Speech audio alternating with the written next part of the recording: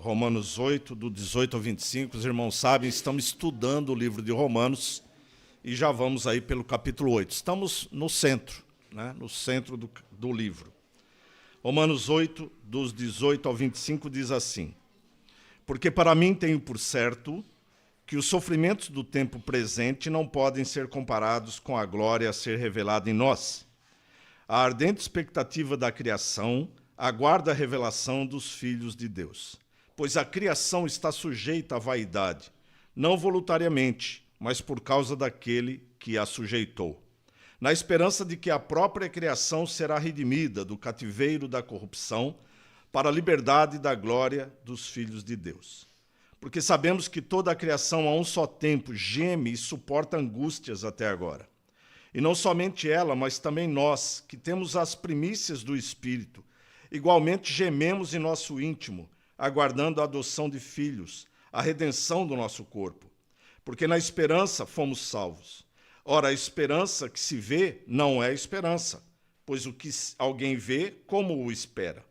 Mas, se esperamos o que não vemos, com paciência o aguardamos. Senhor, nós te agradecemos pela tua palavra, que está agora diante de nós e que será exposta, Senhor. Que o Senhor use o teu servo para nos transmitir com fidelidade a tua palavra e que ela possa falar nas nossas vidas. Em nome de Jesus. Amém. E graças a Deus. Os irmãos, então, podem sentar. Muito bem, meus irmãos. Então, estamos aí. Esse é o terceiro domingo que estamos a estudar o capítulo 8 de Romanos. Terceiro ou quarto, já não me falha a memória. E podemos dizer que o tema central do capítulo 8 é a segurança na salvação. Interessante, porque hoje de manhã, pela escola bíblica, estivemos a falar um bocado sobre esta questão. O capítulo 7, ele expõe a condenação que vem pela lei, onde Paulo termina olhando para a sua condenação, mas também para a sua salvação. Ele termina o capítulo 7 dizendo: desventurado, ou em outras versões, miserável homem que eu sou. Quem me livrará do corpo desta morte? O versículo 24, isto foi o que a lei mostrou para ele. Ele olha para a lei e ele observa o estado em que ele se encontra. Ele não é Paulo, ele é o homem. O homem se encontra nesse estado. Então vem o brado de alívio na sequência. E é um brado que diz: graças a Deus por Jesus Cristo, nosso Senhor. Versículo 25. Então, ele sabe que a lei nos condena, mas que Cristo nos liberta, porque Cristo cumpre a lei. Então, ele transmite a sua fidelidade às nossas almas. E ele inicia o capítulo 8 mostrando que aqueles que estão em Cristo, aqueles que, graças a Deus, pela graça de Deus, aqueles que estão em Cristo, já não há mais nenhuma condenação. Que maravilha! É o capítulo 8, versículo 1. Paulo, então, vai nos mostrar como podemos ter a certeza da nossa salvação na atuação do Espírito Santo. E agora o próprio Espírito testifica com o nosso Espírito que somos filhos de Deus e que há uma promessa de uma herança em Cristo. Agora, será que pelo fato de sermos salvos e estarmos selados pelo Espírito, teremos uma vida de conforto e não teremos nenhuma dor, nenhuma angústia? Não é isto o que a Bíblia apresenta. E é sobre isto que vamos falar um pouco. Mas então, como eu vou buscar forças contra as enfermidades, contra os males que porventura me ataquem? Mirando a glória futura. É assim que nós suportamos o presente. As dores e angústias do presente nós suportamos olhando para as promessas futuras. Sim, meus irmãos, enquanto estivermos neste mundo, sofreremos. Mas Paulo diz no versículo 8 que isso nada se compara com a glória futura. Eu quero usar aqui um exemplo de João 16, 21, para a gente fazer a abertura desta parte do estudo. Lá em João 16, 21, e atenção, eu não estou fazendo a análise teológica da passagem, estou usando a expressão da passagem. Lá ele diz assim: A mulher, quando está para dar à luz, tem tristeza, no sentido de dores, porque a sua hora é chegada. Mas depois de nascido o menino, já não se lembra da aflição, pelo prazer que tem de ter nascido ao mundo um homem. Bem, como é que nós podemos entender esta questão? No tempo em que foi escrito, e em alguns lugares ainda é assim, os partos eram naturais, eram de modo natural. Hoje tem a cesárea que alivia um pouco aí as questões. Depois tem as dores decorrentes da cesárea, mas na hora do parto. Então não havia cesáreas. E muitas vezes nós sabemos que os partos eram complicados. Eram complicados. E eu não sei aqui quantas das senhoras que estão presentes já tiveram esse prazer de ter um filho, uma filha, pelo método natural. Mas os relatos são dores muito fortes. Às vezes a gente usa umas expressões assim, Nossa, isso é pior que a dor de parto, ou não existe uma dor maior que parto. Bom, dor de rim é complicado. Então, essa dor eu já senti. Então, a outra eu não sinto, mas essa eu já senti. Mas é interessante porque eu me lembro não porque eu não era nascido, mas eu lembro a história que a minha mãe nos conta, como foi o nascimento do seu primeiro filho, o meu irmão mais velho, o João. Foi a fórceps. Sabem o que é isso, não, Pois é. Então, foi arrancado, porque ele não vinha. E foi realmente momentos de muita tensão e de muita dor. Era assim, antigamente era assim, as coisas eram assim mais ou menos que funcionavam. Então, interessante, porque Cristo vai usar esta questão para mostrar as dores do mundo. Paulo também vai usar essa expressão para mostrar as dores do mundo. Mas ele também usa a questão, do filho que depois vem e a alegria da mãe ao tomar o filho ao colo, e aquilo parece que já nem se lembra que há um segundo estava ali na maior dor, na maior angústia, na maior aflição. Porque aquilo representa a sua vitória. É assim também que nós devemos olhar para as nossas aflições desse mundo. Elas são momentâneas, elas são passageiras, mas nada é comparado à glória do futuro. Então eu quero apresentar aqui verdades gloriosas que Paulo vai nos expor nestes versículos que nós lemos aqui do 18 até o 25. Algo que eu espero que fortaleça o coração dos irmãos, como me fortaleceu enquanto eu preparava este estudo. É saber, meus irmãos, que vivemos na esperança, na expectativa. A morte não é o nosso fim. Então, a primeira questão que eu gostava de partilhar aqui com os irmãos está no versículo 18, porque para mim tenho por certo que os sofrimentos do tempo presente não podem ser comparados com a glória a ser revelada em nós. Ele está fazendo uma ligação com o versículo 17. Ele diz que nós somos herdeiros de Deus e co-herdeiros com Cristo, e se com ele sofremos, com ele também seremos glorificados, também veremos a glória. Então ele está fazendo aqui uma ligação. Paulo está nos dizer que ele tem por certo. Não é uma dúvida. Não é algo que ele diga assim, eu acho que pode acontecer isto. Não, ele diz que ele tem por certo, certeza de que haverá sofrimentos no tempo presente. É isso que ele está a dizer. Se nós, como cristãos, cremos que a Bíblia é inerrante, não há nenhuma falha nela, e se nós cremos que ela foi inspirada pelo Santo Espírito de Deus, que usou homens para escrever, nós cremos que se Paulo escreveu por certo, o certo é meu. Então eu posso dizer assim, vou sofrer. E você pode dizer, vou sofrer. Em algum momento da sua vida você vai sofrer, ou em muitos momentos da sua vida você vai sofrer. Alguma coisa vai trazer tristeza, dor, angústia. E onde é que está o nosso refúgio?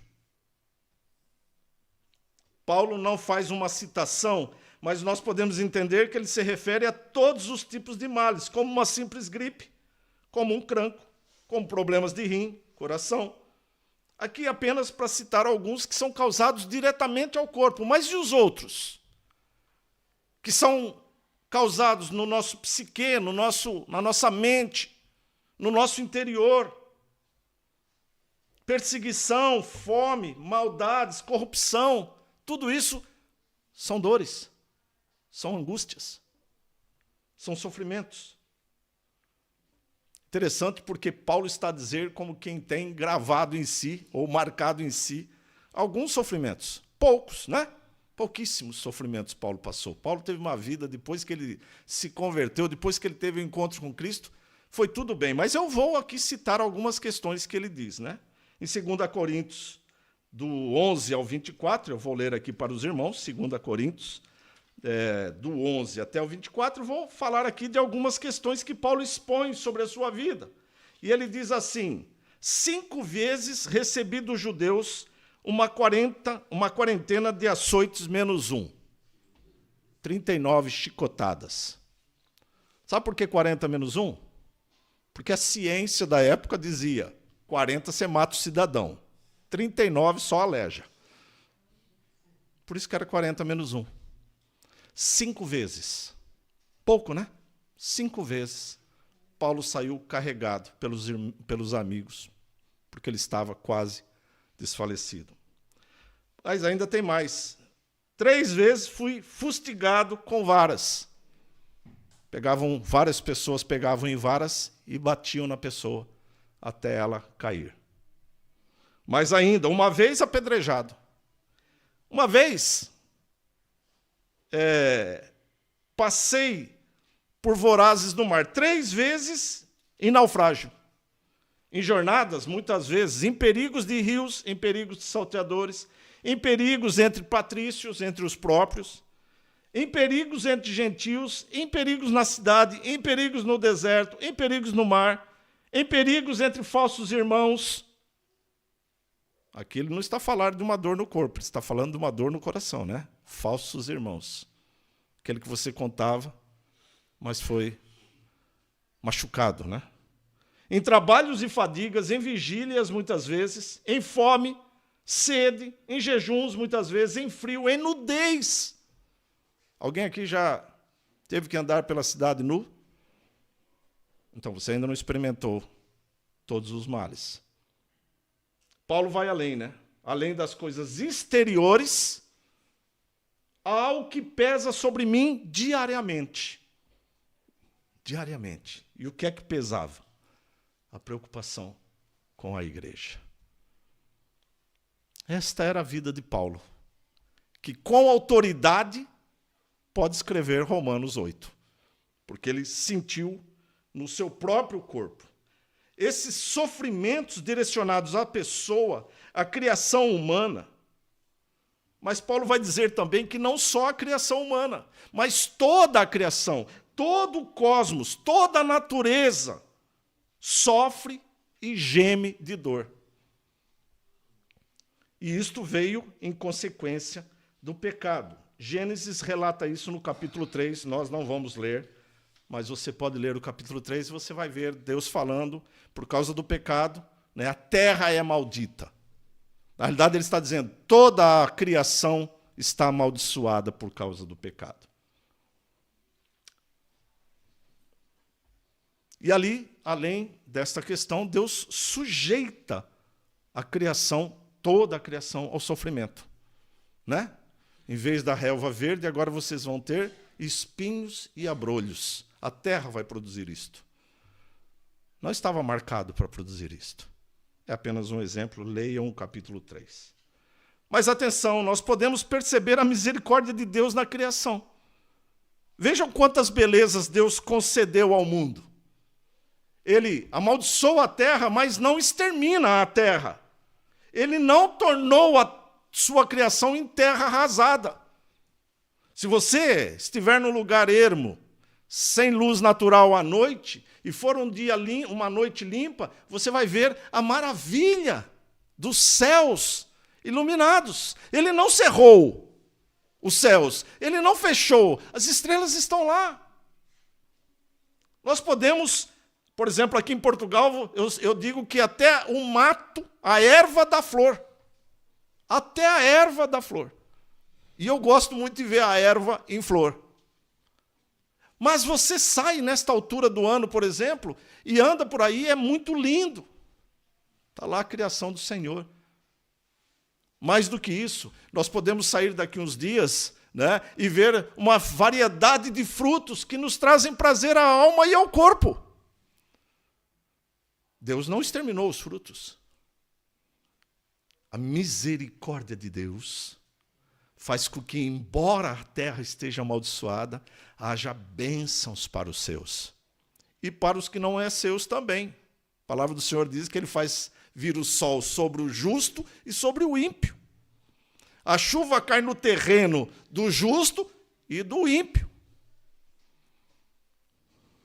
Mas Paulo vai nos acordar, ele vai nos despertar para que não fiquemos atemorizados com esta questão da maldição sobre tudo, porque ele diz que esses sofrimentos do presente não se comparam em nada à dimensão da glória futura a ser revelada em nós. E aqui Paulo vai tratar de um assunto que eu vou expor daqui a pouco, que é esta bênção do Senhor começa em nós. Ela é revelada em nós, não na natureza, não no resto da criação, não nos cosmos, em nós. Essa glória, ela é revelada em nós através de Cristo, quando Cristo voltar. Quando Cristo voltar à terra, e Ele ressuscitar os nossos corpos, e Ele restaurar o corpo desde o princípio, então diz a palavra do Senhor que toda a natureza será restaurada. Mas quem vai ser primeiro? O homem. É como se a natureza pudesse falar e eu encontrasse com uma árvore. Não posso falar isso, que tem uma senhora que de vez em quando conversa com as árvores aí. Então, assim, é como se uma árvore chegasse para mim e dissesse assim: até quando vocês vão estar alheios a Deus? Porque vocês nos impedem de ver a revelação de Deus em nós. Isso tem um pouco a ver com a questão que foi falada hoje aqui sobre missões. Mas isso é uma outra história, deixo para missões. A segunda questão que nós vemos aqui está nos versículos 19 e 20. Ele diz: a ardente expectativa da criação aguarda a revelação dos filhos de Deus, pois a criação está sujeita à vaidade, não voluntariamente, mas por causa daquele que a sujeitou. Nessa sessão em que Paulo está a dizer sobre sofrimentos e glórias, ele nos concede uma informação maravilhosa. Ele diz que a criação aguarda ardentemente, ansiosamente, a revelação dos filhos de Deus. Não sei se os irmãos conseguem enxergar o que está acontecendo aqui. Como eu disse há pouco, a própria natureza, os cosmos, estão aguardando pelo momento em que elas também serão restauradas após nós. Mas isso só vai acontecer quando os filhos de Deus forem revelados. Olha que interessante. Nós estamos aqui reunidos, crentes em Cristo. Mas eu não posso dizer que todos nós somos salvos, que eu e você somos salvos. Eu tenho a convicção da minha salvação, mas eu não posso dizer isso de ninguém. Quando é que eu vou saber exatamente isso? Na vinda de Cristo. Quando os filhos de Deus serão revelados, quando os salvos serão revelados, porque naquele dia Ele vai juntar a sua igreja pelos 4 cantos do mundo. Ele vai juntar-nos. Todos os irmãos vão estar juntos, reunidos como igreja, para louvar gloriosamente ao nome do Senhor. E é nesse momento que saberemos, então, quem são realmente os filhos de Deus, os salvos. E a partir daí a demais criação será restaurada. Ela espera ardentemente a volta de Cristo. E nós? Será que nós também esperamos ardentemente a volta de Cristo? Será que isso é realmente um desejo do meu coração? Eu sempre brinco aqui, né? E falo para os irmãos assim, de repente tem alguém que está a pensar assim, Deus podia esperar mais um bocadinho, né? Porque eu ainda quero conhecer Paris, eu ainda quero conhecer a Escócia, Eu ainda quero casar, né? Não pode. Deus não pode voltar antes de eu casar. Porque ele disse que lá no céu não haverá casamento, então eu preciso casar aqui. Eu estou a brincar, meus irmãos, mas é coisas que passam no coração do homem. Por quê? Porque ele está apegado à carne. Ele gosta do prazer da carne. Isto leva, não impedir, porque nada pode impedir o agir de Deus, mas a negligenciar a volta de Cristo. Interessante isto. Que os irmãos possam também pensar. Será neste momento da volta de Cristo que os novos céus e a nova terra serão restauradas, para que o povo, os salvos, habitem nela. Já pensou? Você acha bonito o céu? Você não sabe de nada. Você acha bonita a terra? Você não sabe de nada. Porque quando ela for restaurada, aí sim você vai ver o que é beleza. Já pensaram nisso? Isto que você vê é sombra. Não é nada. Porque é uma terra que está corrompida. Está contaminada. Mas por agora, a criação está caída, acorrentada. Paulo diz que ela está presa no cativeiro da corrupção, versículo 21. Ela está presa, está em cativeiro, presa na corrupção do pecado. Por causa do pecado do homem, Deus sujeitou toda a criação ao que ela é hoje. Então, na volta de Cristo, os grilhões serão quebrados. Então, toda a criação, onde está incluído o homem, deixará de ter sofrimento. Acabou. Cólica de rim. Maravilha. Acabou o choro. Acabou dor. Acabou tristeza. A palavra do Senhor diz que não há pranto, não há dor. Acabou, meus irmãos. Já pensou isso? Que maravilha. Que maravilha. Por isso que realmente o homem tem que ter hoje uma visão. O homem tem que ter uma esperança. Nós sabemos que os sofrimentos que vivemos hoje não são nada. Pastor, o senhor não sabe de nada. Sei. A palavra diz que não são nada. Ele não está dizendo que você não vai sentir muita dor, que você não vai chorar, que você não vai gritar, que você não vai muitas vezes blasfemar contra Deus. Não é isso que ele está dizendo. Ele está dizendo que não é nada comparado àquilo que nós vamos gozar no futuro. É como a dor de um parto.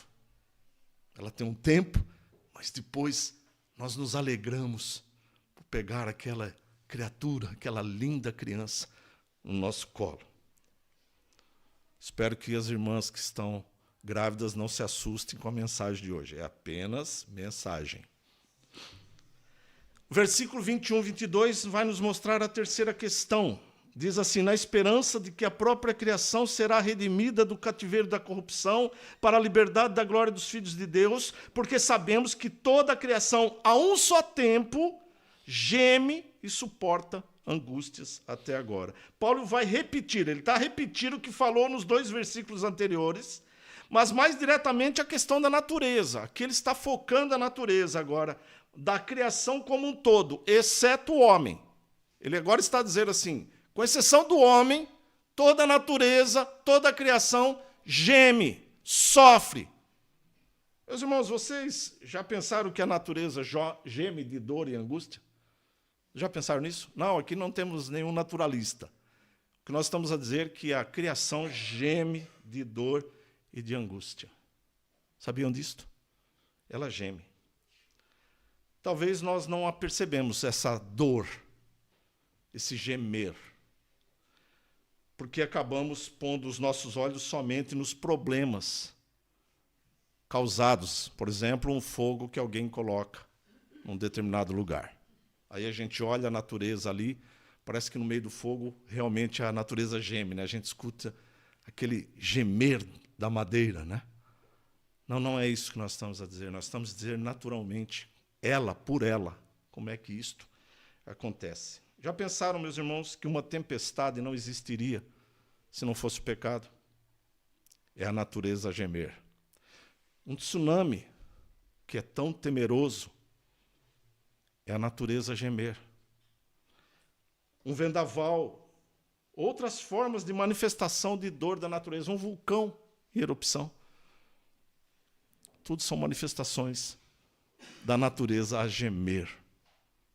Gemer. O homem contribui com alguma coisa para isso? Contribui, mas mesmo que ele não fizesse nada, ela faria as mesmas coisas. Porque ela geme de dor e de angústia, porque o pecado recaiu também sobre toda a criação. Ela geme também, meus irmãos, na mesma esperança que a nossa, no dia em que o homem será restaurado, para que ela também seja restaurada. A própria criação espera pela volta de Cristo, para que ela, após o homem, seja restaurada. Nessa ordem, primeiro o homem, depois toda a criação. E, novamente, Paulo fala dessa glória futura dos filhos de Deus, mas também da glória de toda a criação. A quarta questão está no versículo 23. E ele diz, e não somente ela, mas também nós, que temos as primícias do Espírito Santo. Igualmente gememos em nosso íntimo, aguardando a adoção de filhos, a redenção do nosso corpo. Essa dor, esse gemer que a natureza sente, também é sentida por nós. O fato de sermos crentes não nos isenta dos sofrimentos. Sim, Paulo fala que, embora tenhamos o Espírito Santo, iremos sentir o sofrimento de um mundo caído. E isso deveria nos levar a refletir sobre igrejas que pregam que crente não sofre, que podemos todas as coisas, geralmente em questões materiais, que dizem que podemos determinar o que cremos, o que queremos diante de Deus, etc. Igrejas que vivem dizendo que se um crente sofre é porque é um pecado, e até pode ser. Tudo isso, meus irmãos, não é o que a Bíblia fala. A Bíblia não fala isso. É um equívoco, é um erro, é um engodo, muitas vezes, que está sendo pregado. Igualmente, a palavra diz, gememos. Tudo o que acontece com o ímpio pode acontecer com o crente. Tudo. Num avião que cai e morre lá 300, lá dentro tem quem? Tem ímpios e tem salvos. Morre do mesmo jeito, na mesma situação. Não tem situação diferente. Na epidemia, morreu crentes, amigos meus, pastores, amados, como descrentes. Morreram igualmente. Sabendo isto, podemos agora identificar falsas igrejas e também falsos pastores, aqueles que pregam isso. Nós devemos nos afastar, porque não estão a pregar a palavra, estão a pregar um outro evangelho. E Paulo diz que se é um outro evangelho que não existe, que seja anátema. Outra coisa que Paulo nos fala aqui é que temos as primícias do Espírito. Essa é uma questão muito interessante. Deteve um tempo para entender isso. O que Paulo está a dizer aqui? Vocês que têm as primícias do Espírito. Interessante essa expressão deixada aqui por Paulo. O que seria isso, então? Para isso, nós primeiro precisamos entender o que é primícias, esse termo. Lembre-se, Paulo foi um judeu zeloso.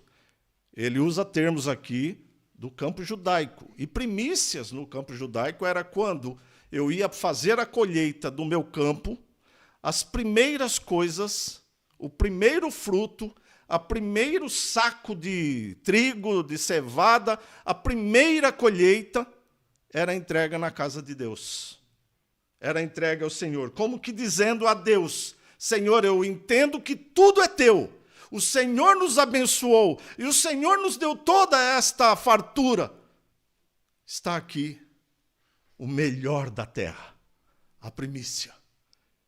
Eu entrego ao Senhor, eu devolvo ao Senhor. É claro, esse sentido de devolver ao Senhor é para que haja mantimento na casa do Senhor. Era assim. Então, eles traziam as primícias. O que é que Paulo está, então, querer dizer? Ele diz que o Espírito é a primícia, ou seja, é a primeira coisa que Deus nos concede de tudo que Ele vai nos dar. Já pensaram nisso? O Espírito Santo habita em nós. O Espírito Santo nos orienta, nos ensina, nos dirige. O Espírito Santo nos mostra o caminho da salvação. O Espírito Santo faz tudo isso, mas ele é a primícia. Consegue visualizar o que será a glória? Se o Espírito Santo é a primícia, consegue visualizar o que será a glória, meus irmãos? Meus irmãos, a nossa mente pecadora não consegue dimensionar essas coisas. Mas eu consigo perceber no meu coração que vai ser uma coisa maravilhosa. Só o fato de estar em Cristo já é uma coisa maravilhosa. Imagina, então, na glória com Cristo. O Espírito Santo hoje ele nos concede algumas questões. Ele nos concede santidade, amor, fraternidade, alegria. Ele nos concede ali os frutos do Espírito no capítulo 5 de Gálatas. Ele nos concede uma série de coisas. E isto é apenas o princípio, a primícia de tudo que está garantido. Na volta de Cristo, tudo isso será normalizado. Ou seja, além de tudo que nos concede, ainda teremos novos corpos. Não este, pecador, corrompido. Novos corpos, corpos remidos. Nós vamos gozar em novos céus e nova terra. E viveremos com Cristo. E viveremos diante da luz da justiça. Oh, meus irmãos, Paulo está nos dando uma declaração de tudo que é reservado para nós. Olha as bênçãos que o Senhor tem reservado para você, não apenas neste mundo. Neste mundo você vai ter bênção do Senhor, mas vai ter sofrimento. Mas no futuro, não. Mas onde está o futuro? Onde está o futuro para você? Onde está a limitação do seu futuro? Meu querido, se você está fora de Cristo, o teu futuro é muito breve. Ele pode ser 5 anos, 10 anos, 20 anos. E haverá muito mais dor do que você já percebeu. Sim, porque se a palavra aqui em Paulo está nos dizer que no futuro glorioso que está reservado para os salvos, não haverá mais dor, não haverá mais tristeza. No futuro que está reservado para o perdido é exatamente o contrário.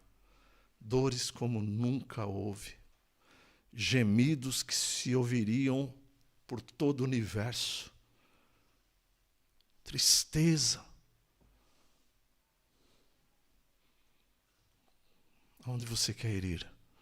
Onde você quer passar o seu tempo? De que forma você quer viver a sua eternidade? Uma coisa nós temos a certeza: haverá uma eternidade. Paulo fala então agora que aguardamos a adoção de filhos. Lembre-se que Paulo havia dito nos versículos anteriores que somos filhos de Deus por adoção, mas também somos herdeiros com Cristo, ou co-herdeiros em Cristo, e se com ele sofremos, também com ele seremos glorificados. Foi lido no versículo 17, foi o tema do domingo anterior. Então Paulo está agora a dizer que aguardamos quando esta adoção será concretizada. Eu sei que eu receberei uma herança, mas quando é que ela virá? Quando eu vou recebê-la? Na vinda de Cristo. Terei um corpo novo, não diferente. Né? Às vezes a gente pensa que é um outro corpo, né? Eu vou ter um outro corpo. Não, é o teu corpo. Mas é um corpo sem o pecado, um corpo restaurado. Um corpo revestido de incorruptibilidade. Teremos o nosso corpo remido. Ali receberemos nossa herança como filhos adotados. Eu vou citar aqui uma menção que eu vi essa semana, e ela é do Augusto Nicodemos, e eu vou aqui citar assim, não entre ipsis verbis, porque não é exatamente o que ele falou, mas do jeito que eu vou expor aqui, né? Ele diz que a verdadeira esperança do crente não é morrer e ir para o céu. Isso é uma verdade, não é? Eu também quero morrer e ir para o céu. Mas essa não é a verdadeira esperança. Esta é uma consequência.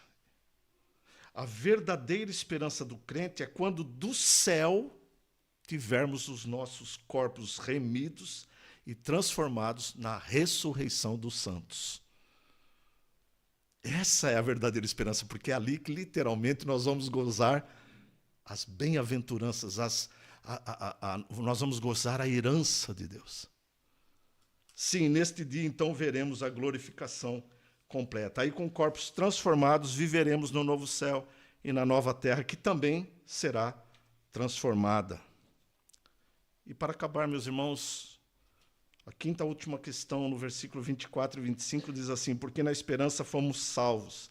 Ora, esperança que se vê não é esperança, pois o que alguém vê, como espera? Mas se esperamos o que não vemos, com paciência o aguardamos. Paulo continua a explicar a questão da esperança do crente. O crente foi salvo da culpa do pecado. Terminou? Não. Nós estamos agora na santificação, nesse processo que estamos a viver, sendo salvos do poder do pecado, mesmo que em meio a dores. E no futuro seremos libertos da presença do pecado. Percebe? Hoje somos salvos da culpa. No processo que estamos a viver, nós somos salvos do poder do pecado. O pecado não tem poder sobre mim. E no futuro nós seremos libertos do pecado. Literalmente, seremos libertos da presença do pecado. Na volta do Senhor, na ressurreição dos mortos, em que teremos um corpo incorruptível e imortal, gozaremos com ele a vida eterna. Paulo diz que isto não é ainda o que vemos, mas por causa da palavra nós temos a esperança. Eu não consigo ver. Mas se eu visse, seria esperança? Não. A esperança é em algo que não se vê.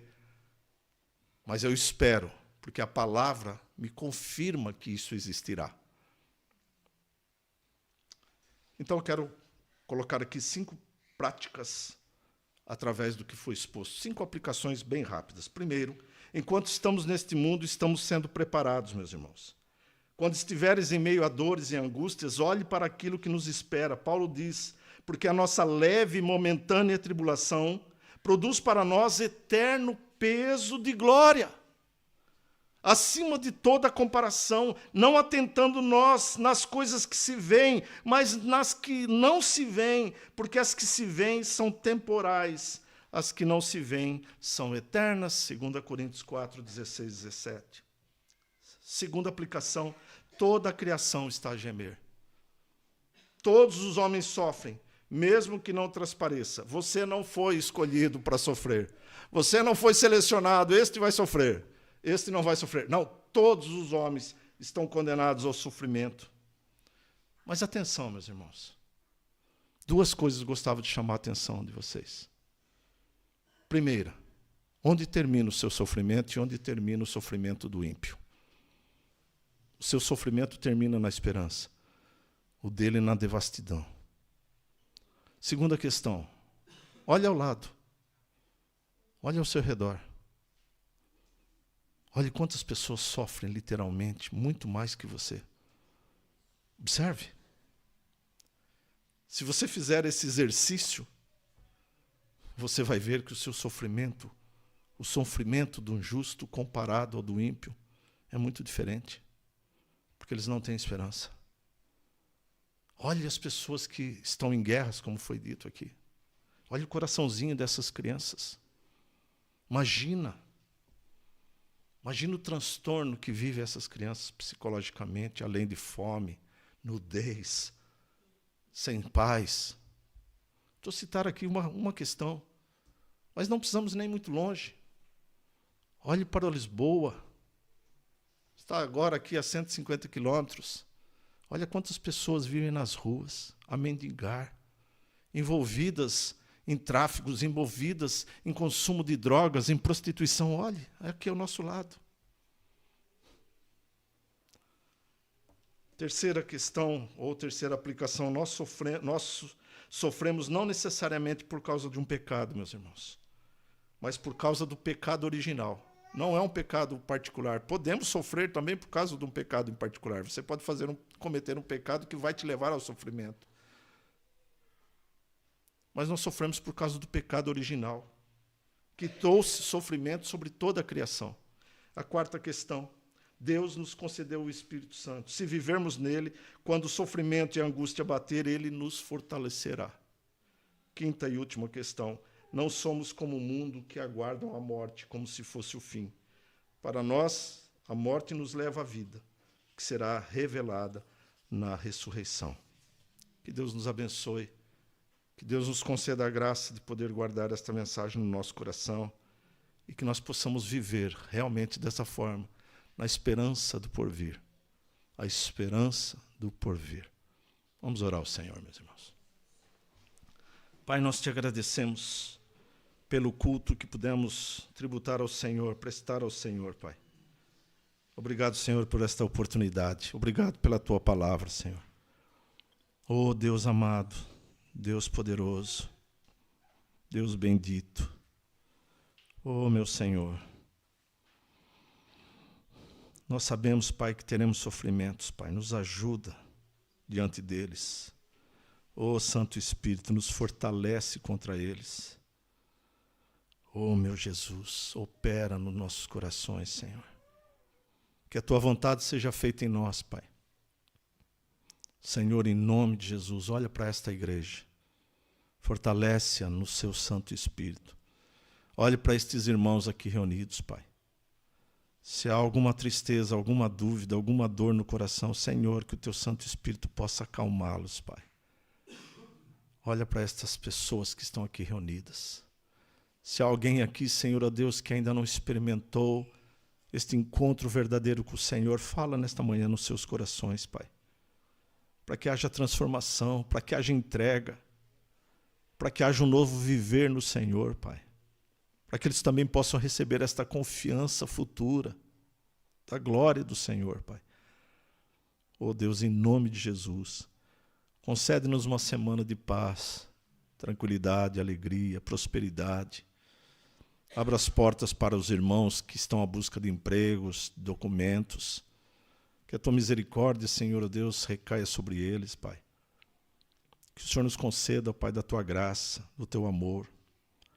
Que nós possamos ter uma semana, Senhor, e que possamos contemplar toda a beleza que o Senhor nos dá. Toda a beleza da sua criação. Nos ajuda, Senhor. E que a graça do nosso Senhor e Salvador Jesus Cristo, o amor do nosso Deus e Pai, e as consolações do Espírito Santo seja sobre todos, agora e para sempre. Amém. E graças a Deus. Deus abençoe, meus irmãos. Em nome de Jesus, uma semana abençoada a todos. Não esqueça, se você deseja participar aí do encontro de casais, já vá preparando para estar conosco, tá bem? Deus abençoe em nome de Jesus.